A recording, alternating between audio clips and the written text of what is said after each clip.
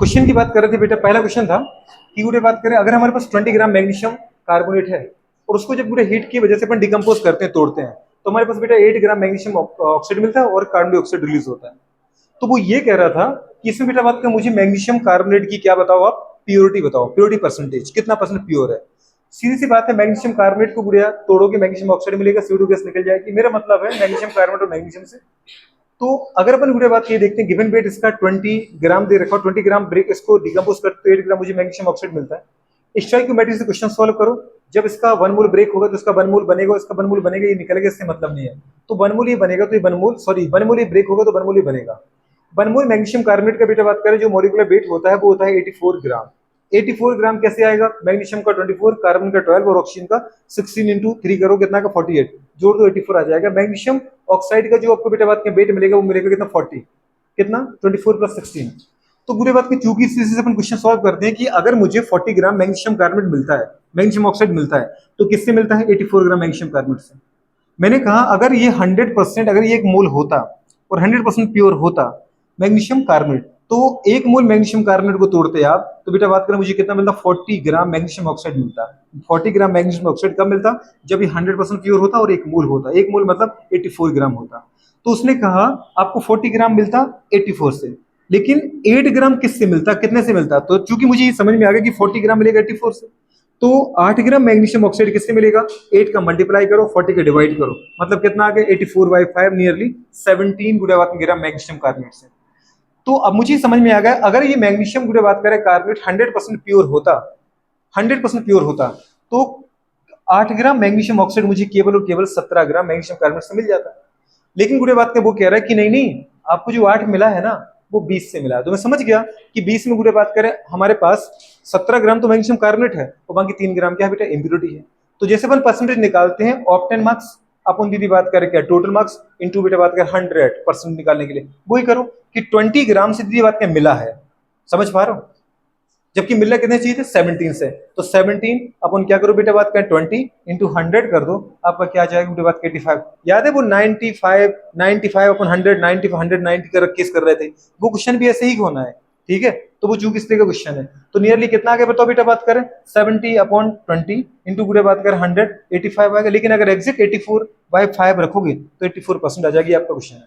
दूसरा क्वेश्चन ये दे रखा था, फाइंड आउट बेटा बात करें वैल्यू ऑफ पीएच बेटा बात करें फॉर सॉल्यूशन व्हेन बेटा बात करें equi volume containing 0.1 molar NaOH and बेटा बात करें 0.01 molar HCl are mixed up. मतलब 0.1 मोलर NaOH और 0.01 मोलर बेटा बात करें HCl के बराबर मोलों को, मतलब बराबर वॉल्यूम के सॉल्यूशन को अगर मिक्स्ड करें तो जो सॉल्यूशन आएगा उसका पीएच कितना होगा। तो सबसे पहले गुड़े बात करें ऐसा केस जो हमारे पास को बोल रहे हैं acid base titration. Acid base गुड़े बात करें हमारे पास बिलियन, एसिड बेस को मिलाओ, अगर एसिड और बेस इसको बोलते हैं डाइल्यूशन लॉसेस, क्वेश्चन सॉल्व करते हैं 3 तरीके केस बनेंगे।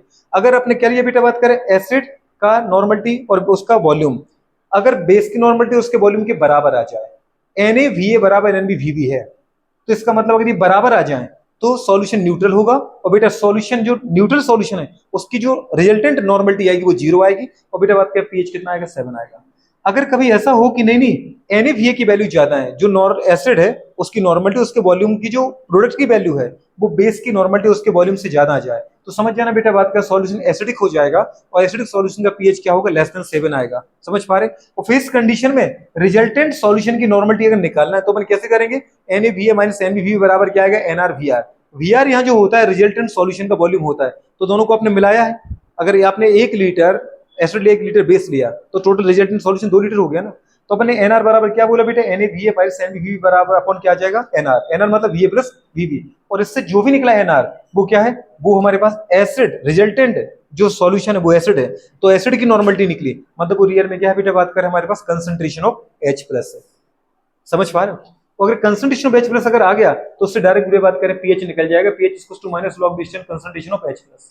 यहाँ जो H प्लस है वो हमेशा क्या लेते गुड़े बात करें, नॉर्मलिटी के टर्म में लेते कंसंट्रेशन। समझ में आ रहा है। लेकिन अगर कभी ऐसा हो कि किसी सॉल्यूशन में NaVa की वैल्यू कम है NbVb से, तो इसका मतलब ये ज्यादा है फिर, तो आपको पता है कि जितना एसिड है उसको दीजिए जो बराबर बेस न्यूट्रल कर देगा, लेकिन जो एक्स्ट्रा बेस बचा है वो सॉल्यूशन को बेसिक स्ट्रेंथ प्रोवाइड करा देगा। तो अपन कैसे निकालेंगे बेटा रिजल्टेंट सॉल्यूशन का जो नॉर्मलिटी आएगा वो कैसे आएगा, एनआर बराबर आ जाएगा एनबीवीबी माइनस एनएवीए अपन बेटा बात के नीचे क्या कर दूं वीआर, मतलब रिजल्टेंट सॉल्यूशन का वॉल्यूम। तो एनबीवीबी माइनस एनएवीए अपन आएगा वीआर, वीआर मतलब है वीए प्लस वीबी। और बुरे बात के जो रिजल्टेंट सॉल्यूशन है वो बेसिक है, तो इसका मतलब मुझे समझ में आ गया कि सॉल्यूशन बुरे बात करें बेसिक है तो उसकी जो पीएच आएगा वो मोर देन 7 जाएगा, ठीक है। और मोर देन 7 के बाद जो एनआर आया रिजल्टेंट सॉल्यूशन की नॉर्मलिटी, वो रियल में क्या होता है, कंसंट्रेशन में ओएच होता है। क्या होता है बेटा, अब अगर मुझे दीदी ओएच आ रहा हो पीएच निकालना है सॉल्यूशन का, तो डायरेक्ट नहीं निकलेगा, पहले आपको पीओएच से क्या निकालना पड़ेगा, पहले पूरे बात ओएच की कंसंट्रेशन रखो, पीओएच के फॉर्मूले तो पहले आ जाएगा आपके पास क्या, पीओएच। और जब पीओएच आ जाए तो फिर दीदी बात करें पीएच प्लस पीओएच में, पीओएच की वैल्यू जो आपने निकाली वो रख दो, आपके पास पीएच आ जाएगा। पीएच क्या आएगा 14 माइनस पीओएच, और अपने पीएच की वैल्यू रख दी तो आपको पीएच मिल गया, ठीक है। लेकिन सॉल्यूशन गुड़े बात में बड़ा प्यारा सा था, उसने कहा था NaOH का सॉल्यूशन है, उसमें गुड़े बात का मोलरिटी 0.1 और मोलरिटी बेटा बात की 0.01 है। तो मोलरिटी से पहले निकालो बेटा बात कर, ये निकालने के लिए नॉर्मलिटी, नॉर्मलिटी का फॉर्मूला होता है गुड़े बात करें मोलरिटी इनटू बैलेंसिंग फैक्टर। मैंने बेस की बेटा बात करें नॉर्मलिटी जब निकाली तो बेस की मोलरिटी इनटू बेस का बैलेंसिंग फैक्टर, बेस में बैलेंसिंग फैक्टर होता है बेस कितना OH दे रहा है, और एसिड का बैलेंसिंग फैक्टर होता है वो एसिड जो लिया वो कितने H+ दे रखा है। HCl में एक ही H+ निकल सकता है तो एसिड की बैलेंसिंग फैक्टर 1 है। NaOH को तोड़ोगे तो Na+ और OH मिलेगा तो एक ही OH निकलेगा तो बैलेंसिंग फैक्टर 1 है। तो आपने लिखा बेटा बात करें इसकी, बताओ जल्दी बोलो, नॉर्मलिटी चाहिए थी ना, तो मोलरिटी कितनी आ रही 0.1 इंटू गुड़े बात के बैलेंसिंग फैक्टर 1 आया, ठीक है, दोनों को मल्टीप्लाई किया 0.1। एसिड का नॉर्मलिटी चाहिए था तो एसिड की मोलरिटी बेटा बात की 0.01 इंटू गुड़े बात का उसका बैलेंसिंग फैक्टर 1 ही था, तो 1 करो तो कितना है 0.01 आ गया, ठीक है, नॉर्मल।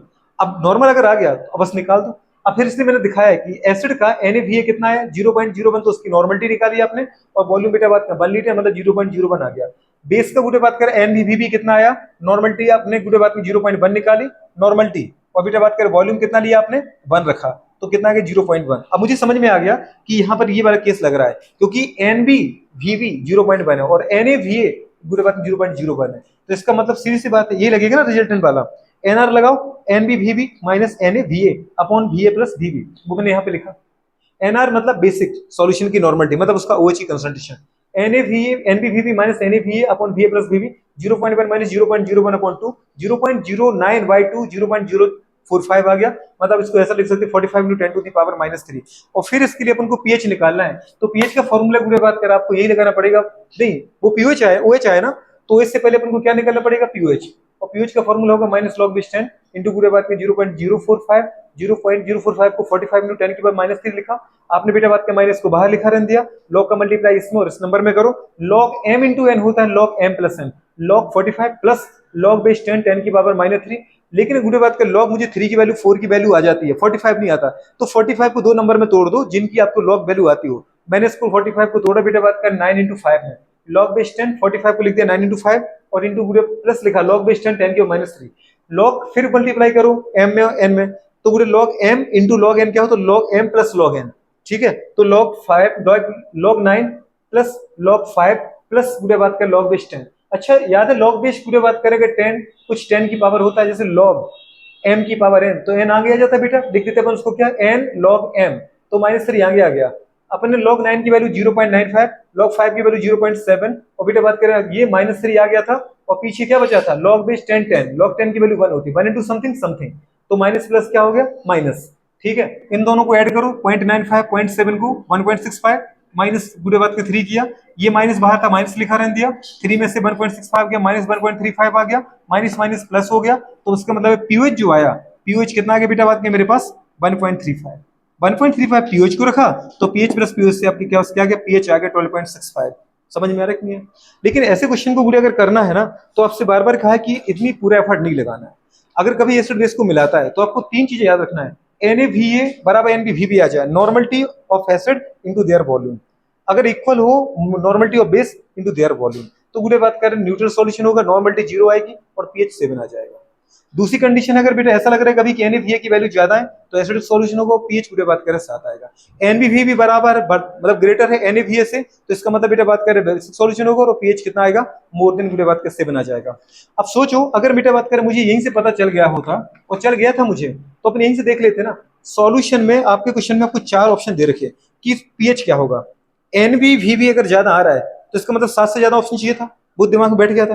3 ऑप्शन 7 से कम लिखे हैं, 2 अगर है पीएच की वैल्यू 2, आपको समझ में आ रहा है बेटा बात करें कि टू तो हो ही नहीं सकता, बेसिक सॉल्यूशन का, बाहर फेंको। 7 न्यूट्रल सॉल्यूशन का, तो 7 हो नहीं सकता, बाहर फेंको। 1.04 हो नहीं सकता, बाहर फेंको। एक ही आंसर था जो मोर देन 7 था, 12 पॉइंट बात करें 65, वो आपका आंसर आ गया। तो इस तरीके से अपन कर सकते, कर लोगे नहीं कर लोगे? चलो आगे बढ़ जाते हैं।